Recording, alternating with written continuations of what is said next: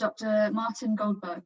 Martin has a PhD in bacterial molecular genetics and has lectured at the University of Birmingham, Nottingham Trent University in microbiology.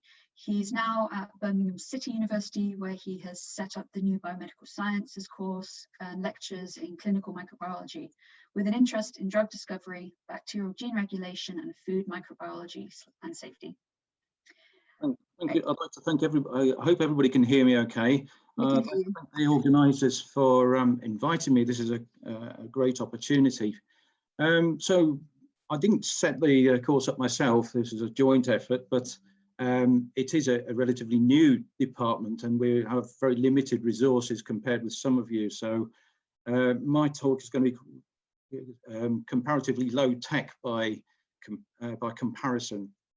So I've been doing these sort of projects for a number of years because they're great projects for students and it's almost a surefire guaranteed win for students to get some positive results.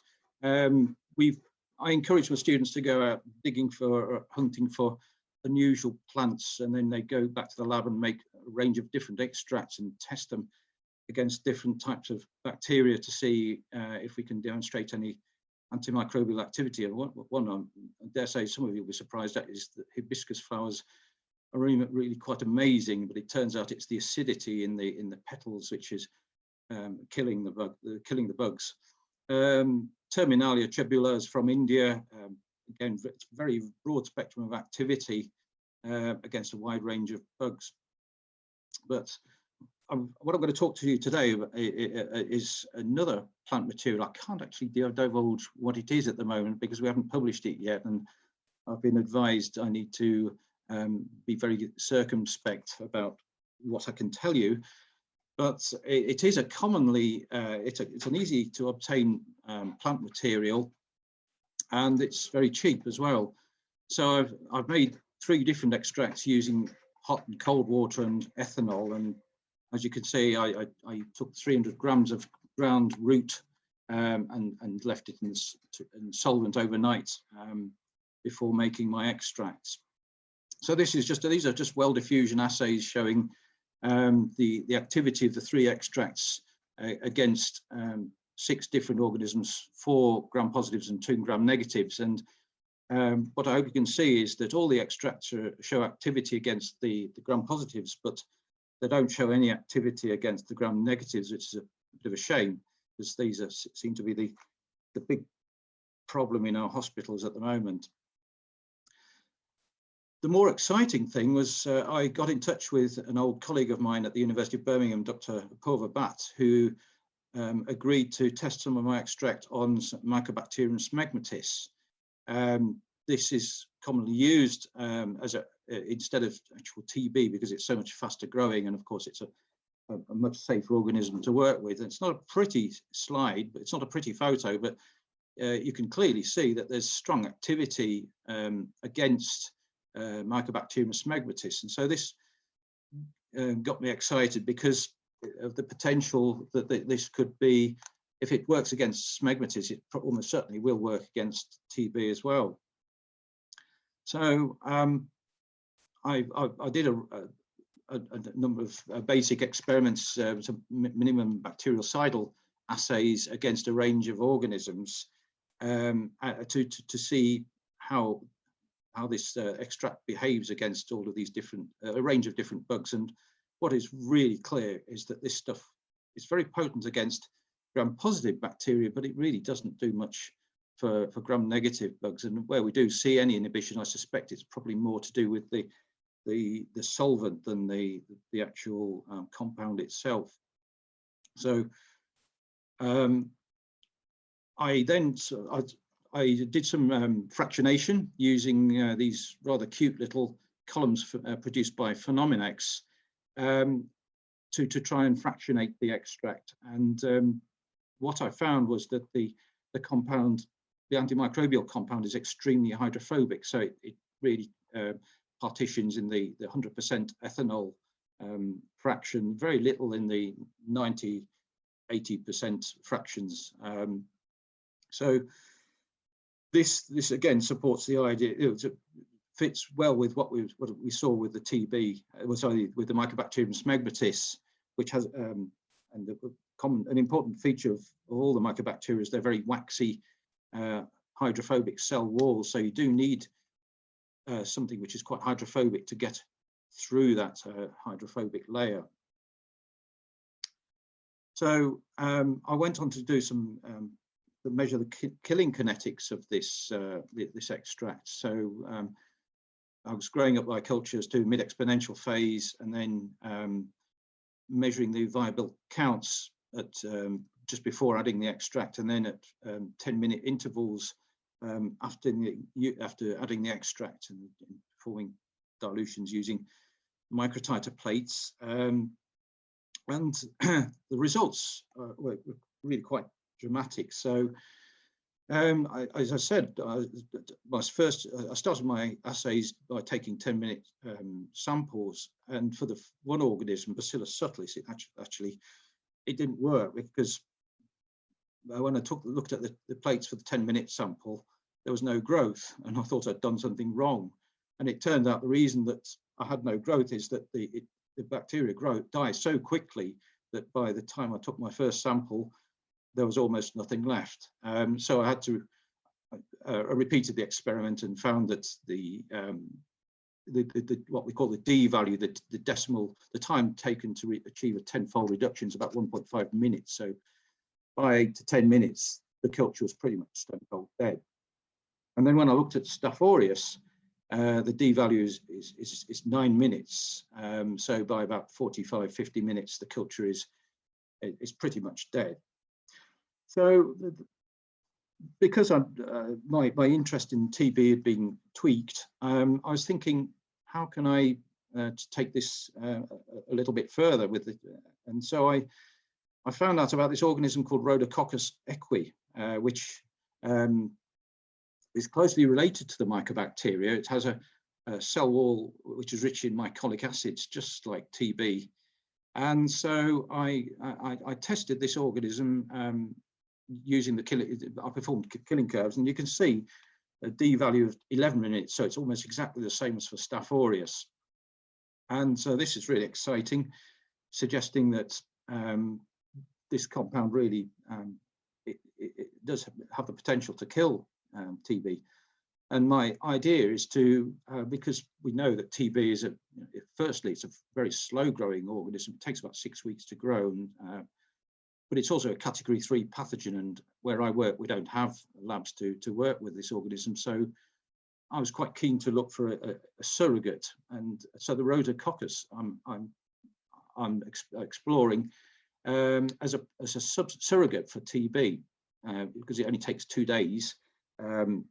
It's not normally pathogenic in humans. There are a few cases where people working with horses or with immune deficiencies can become infected. And it has a very similar method of causing infection. So it survives in macrophages, just like TB, causing pulmonary abscesses. So I think it's a really nice surrogate.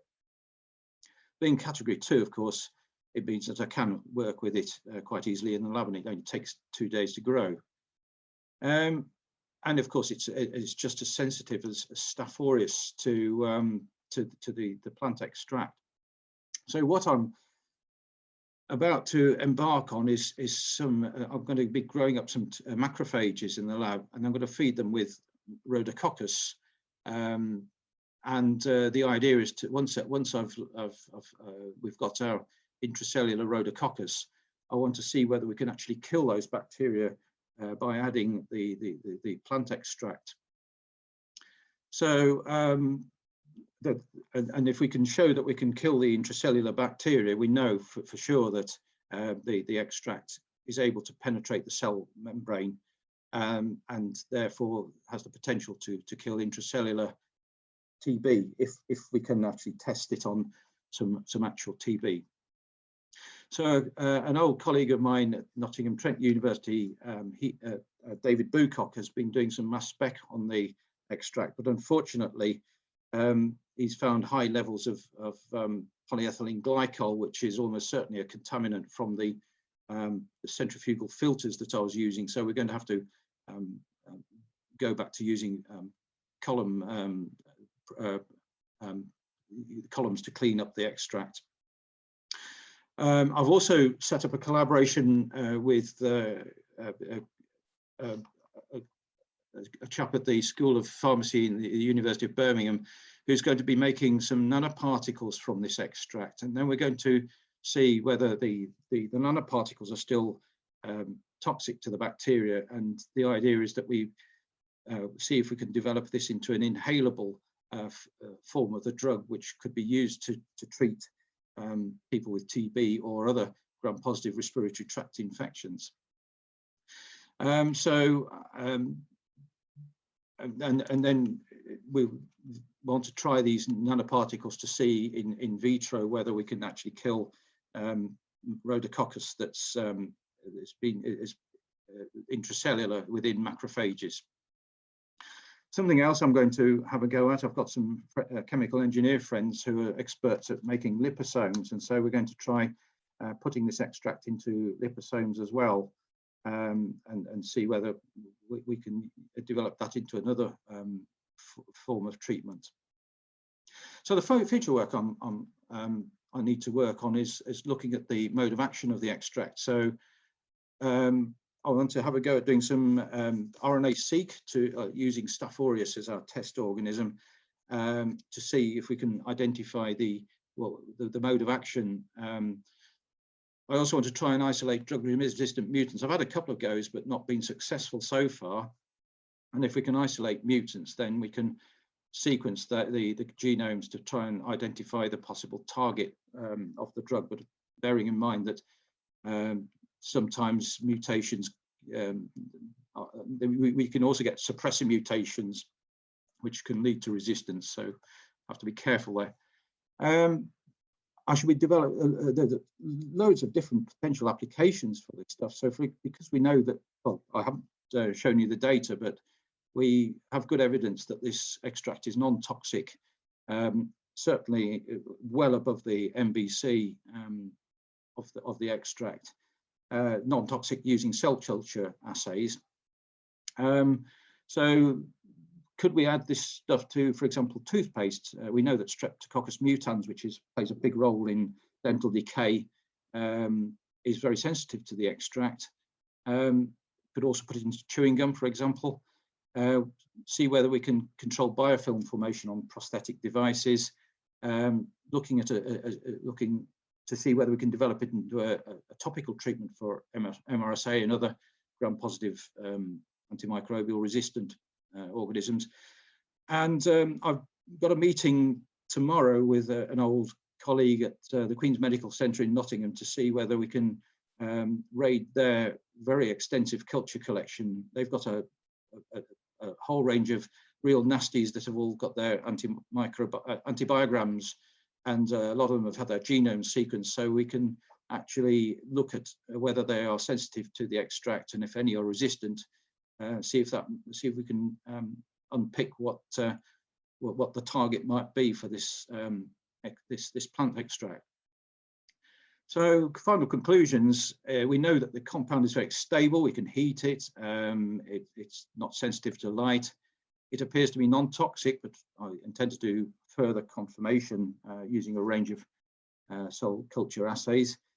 We know it's less than 3 kilodaltons in size. It's extremely hydrophobic, only active against gram-positive bacteria, including mycobacteria. I didn't point it out on the killing curves, but its action starts immediately. So as soon as you add the drug, you get this lovely linear killing taking place. It's very cheap and easy to purify, and it has a potentially very wide range of applications. So just a final slide. I'd like to acknowledge my university for giving me a very small amount of money to get this project off the ground. A pour of bat at the University of Birmingham for doing the testing against Mycobacterium smegmatis. David Bluecock, who's been doing some mass spec for me, and Chris McConville, again at the University of Birmingham, who's having a look at doing some formulation of the extract to see if we can make some nanoparticles. So I'd like to thank you very much for your attention, and if you've got any questions, I'll be happy to have a go at answering them. Thank you very much, Martin.